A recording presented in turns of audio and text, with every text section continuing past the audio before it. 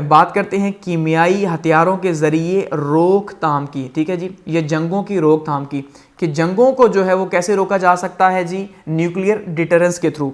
अब nuclear deterrence क्या है, ये भी बहुत इंपॉर्टेंट जो है थ्योरी है, ये एक रियलिस्ट थ्योरी है, ठीक है। और जैसे मैंने कहा रियलिस्ट के नज़दीक सबसे इंपॉर्टेंट चीज़ जो है वो सिक्योरिटी ही है और पावर ही है। वो मानते हैं कि आज वही मुल्क सर्वाइव करेगा जो कि पावरफुल होगा, जैसे सर्वाइवल ऑफ द फिटेस्ट, जैसे कि हमने देखा एवोल्यूशन में बताते हैं कि भाई आज इंसान अगर यहाँ पे पहुंचा तो वो क्यों पहुंचा, इसीलिए पहुंचा क्योंकि वो पावरफुल था। अगर वो पावरफुल ना होता तो नतीजे के तौर पे क्या होता कि आज इंसान यहां ना पहुंच पाता, क्योंकि जो पावरफुल नहीं थे, जिनके पास दिमाग नहीं था, वो चीजें खत्म हो चुकी।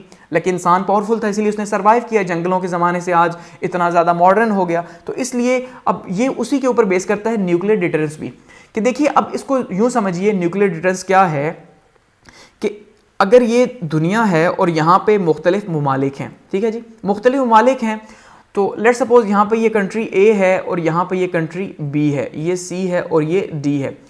अब देखिए इसकी एग्जांपल यूँ है कि एक मुल्क जो है वो खुद को इसलिए पावरफुल करता है इसलिए ताकि दूसरा मुल्क उसके ऊपर अटैक न कर सके। तो वो क्या करेगा, वो कीमियाई हथियार बनाएगा, अपने आप को मजीद मोहलिक बनाएगा ताकि ये सामने वाला मुल्क उसके ऊपर अटैक न कर सके। अब यहाँ पे दो तरह के थॉट्स आपको दिखाई देंगे, एक तो इसलिए इसने पावर बनाई क्योंकि दूसरा इसके ऊपर अटैक न कर सके, यानी ये खुद को प्रोटेक्ट कर सके। एक सोच ये है जो यहाँ पे बी कंट्री सोचेगा कि यार इसने पावर इसलिए बनाई क्योंकि ये इसके ऊपर अटैक करना चाहता है, ठीक है। अब ये क्या करेगा, बी कंट्री भी अपने आप को पावरफुल करेगा, ठीक है। अब जब इसके पास भी कीमियाई हथियार, इसके पास भी कीमियाई हथियार, अब ए कंट्री भी जो है वो अभी किसी सूरत भी कोशिश नहीं करेगा कि बी के ऊपर अटैक करे, क्योंकि ए कंट्री को पता है अगर मैं मिसाइल के थ्रू अटैक करूंगा तो बी भी मिसाइल के थ्रू अटैक करेगा, मैं जो है एयरफोर्स को जो है उसके थ्रू अटैक करूंगा तो ये भी एयरफोर्स के थ्रू करेगा, यानी जो मेरे पास है वही इसके पास है। नतीजे के तौर पर क्या होगा, दोनों ही तबाह हो जाएंगे, इसलिए वो अटैक नहीं करेगा।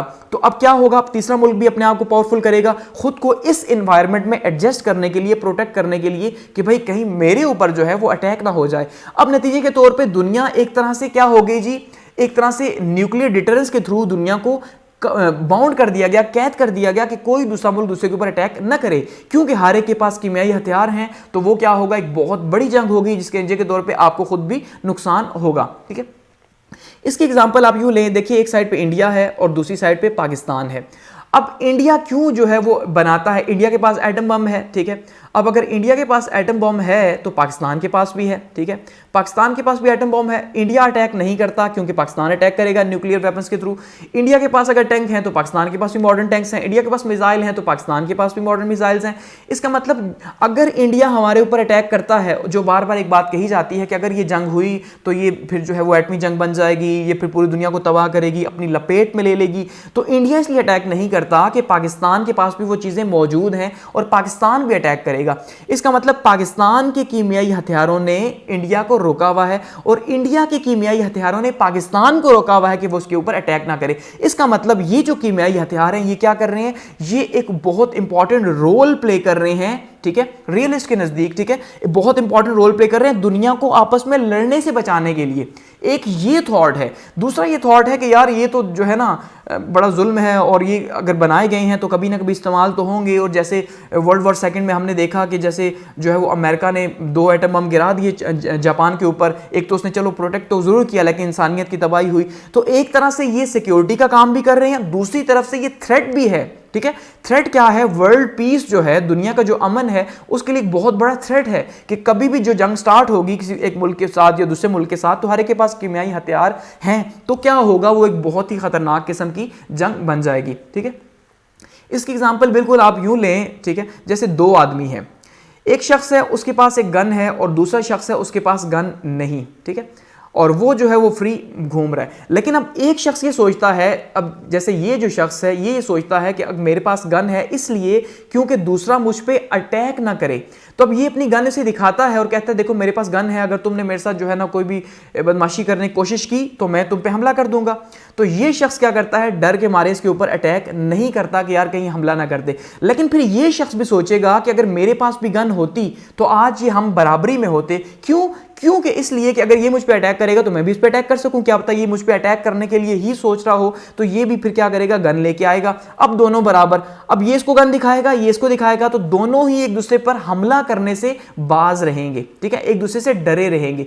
तो ये जो डर है ये क्या कर रहा है, ये दोनों के बीच में पीस का काम कर रहा है। तो यही न्यूक्लियर डिटरेंस है कि आप जो कीमियाई हथियार बना रहे हैं, जो आपकी आर्म रेस है, दुनिया का हर मुल्क अपने आप को पावरफुल किए हुए है, जैसे पाकिस्तान इंडिया की एग्जांपल दी, तो उसमें क्या है कि ये एक तरह से पॉजिटिव है। क्यों पॉजिटिव है? क्योंकि एक मुल्क दूसरे मुल्क के ऊपर इसलिए अटैक नहीं कर रहा कि वो डरता है कि उसके पास भी वो चीजें मौजूद हैं। लेकिन कहीं ना कहीं जैसे मैंने कहा थ्रेट भी है और इंटरनेशनली बहुत इंपॉर्टेंट है, इसके ऊपर बातचीत हो रही है कि आपको भाई अब जो है वो कीमियाई हथियार नहीं बनाने चाहिए। IAEA ये पूरा इदारा है कि भाई किस तरह से हम जो एटॉमिक एनर्जी है, ठीक है, जो एटॉमिक पावर है, इसको हम किस तरह से पॉजिटिवली यूज कर सकते हैं, बजाय इसके कि ये कीमियाई हथियार बनाए जाएं और बनाए जाएं और बनाए जाएं और दुनिया का पीस जो है उसको तबाह किए रखें। अब देखिए कोल्ड वॉर इसकी सबसे बड़ी एग्जांपल है न्यूक्लियर डिटरेंस की, कि अगर कोल्ड वॉर में इस टाइम पे यानी 1950 से लेके 1980 तक या 1970 तक जो है, ठीक है, अब अगर यहां पे इस दौरान इन 30 सालों के दौरान यहां पे न्यूक्लियर डिटरेंस ना होती तो शायद दुनिया थर्ड वर्ल्ड वॉर की तरफ चली गई होती और दुनिया का आज मैप कुछ और होता। क्यों? कि देखिए यहां पे अमेरिका है और यहां पे रशिया है। अब जो चीज़ें अमेरिका के पास मौजूद हैं वही चीज़ें रशिया के पास भी मौजूद हैं। तो यहां कोल्ड वॉर हुई इसीलिए कि इन्होंने इनडायरेक्ट वे में प्रॉक्सी वॉर के थ्रू एक दूसरे को नुकसान पहुंचाने की कोशिश की, अलायंसेस बना के अपने आप को पावरफुल किया और एक दूसरे के मफादात को नुकसान पहुंचाया, ना कि डायरेक्ट वॉर के थ्रू। क्योंकि अगर अमेरिका सिर्फ जो है वो पावरफुल होता तो अमेरिका ने क्या करना था, रशिया के ऊपर अटैक कर देना था, ठीक है। अब रशिया के ऊपर अटैक करता तो ऑब्वियसली नुकसान होता, उसका रशिया को नुकसान होता। अब रशिया के पास भी वही चीजें मौजूद थी। अब अमेरिका को पता था कि अगर अमेरिका अटैक करेगा तो रशिया भी ऑब्वियसली आगे से अटैक करेगा, ऐसे ही है। तो इसका मतलब जैसे जैसे ये अटैक करेगा वैसे वैसे वो अटैक करेगा। इसका मतलब ये है कि सलामती इसी में है कि आप एक इनडायरेक्ट वे में वॉर करो, ना कि एक डायरेक्ट वे में वॉर करो, वो वॉर जो कि दोनों को ही तबाह कर दे। इसलिए ये न्यूक्लियर डिटरेंस की पॉलिसी कोल्ड वॉर में बहुत ज्यादा कामयाब रही और दुनिया को रोके रखा। और आज भी ये माना जाता है खास करके इंडिया और पाकिस्तान के प्रोस्पेक्ट के अंदर कि भाई इंडिया और पाकिस्तान सिर्फ इसीलिए जंग नहीं कर रहे क्योंकि दोनों एटॉमिक पावर्स हैं। तो ये भी बहुत ज्यादा इंपॉर्टेंट है IR के अंदर, इंटरनेशनल रिलेशंस के अंदर, ठीक है। आगे बढ़ते हैं और बात करते हैं पॉलिटिकल इकोनॉमी की इंटरनेशनल रिलेशंस के अंदर। जैसे पीछे बात कर चुका हूं कि फ्री ट्रेड में जो बात की थी कि फ्री ट्रेड जो है वो बेस करती है पॉलिटिकल इकोनॉमी के ऊपर ही, तो इसका बहुत बड़ा लिंक है पॉलिटिकल इकोनॉमी से। पॉलिटिकल इकोनॉमी बहुत ज़्यादा इंपॉर्टेंट है। आज आप देखिए तो पॉलिटिकल इकोनॉमी यानी कि सियासी माशियात, ठीक है, सियासी माशियात जो है वो बहुत ही अहम रोल प्ले कर रही है दुनिया के अंदर। जैसे मैंने उसमें डिटेल से बात की कि एक टाइम पे USA जो है वो दुनिया को हेड कर रहा था अपनी इकोनॉमी के ऊपर, क्योंकि जो इकोनॉमी थी USA की वो बहुत ज़्यादा पावरफुल थी। तो दुनिया का हर मुल्क उसके साथ ताल्लुक़ रखना चाहता था, उसके साथ अलायंस चाहता था और USA भी अपनी हर सही और गलत बात मनवाता था अपनी इकोनॉमिक पावर के ऊपर कि भाई उसने अगर जैसे पाकिस्तान से कोई बात मनवानी है, ठीक है, तो वो क्या करेगा, पाकिस्तान को किसी एग्रीमेंट में ले लेगा, कोई उसको फ़ायदा दे देगा, कोई उसको इमदाद दे देगा, ठीक है। तो जैसे F-17 पाकिस्तान को, F-16 पाकिस्तान को दिए। अब ये पाकिस्तान के लिए बहुत बड़ी लालच थी और उसके अगेंस्ट में पाकिस्तान ने USA के लिए काम किया, ठीक है। इसका मतलब क्या है, उस टाइम पे एक इन्फ्लुएंस था।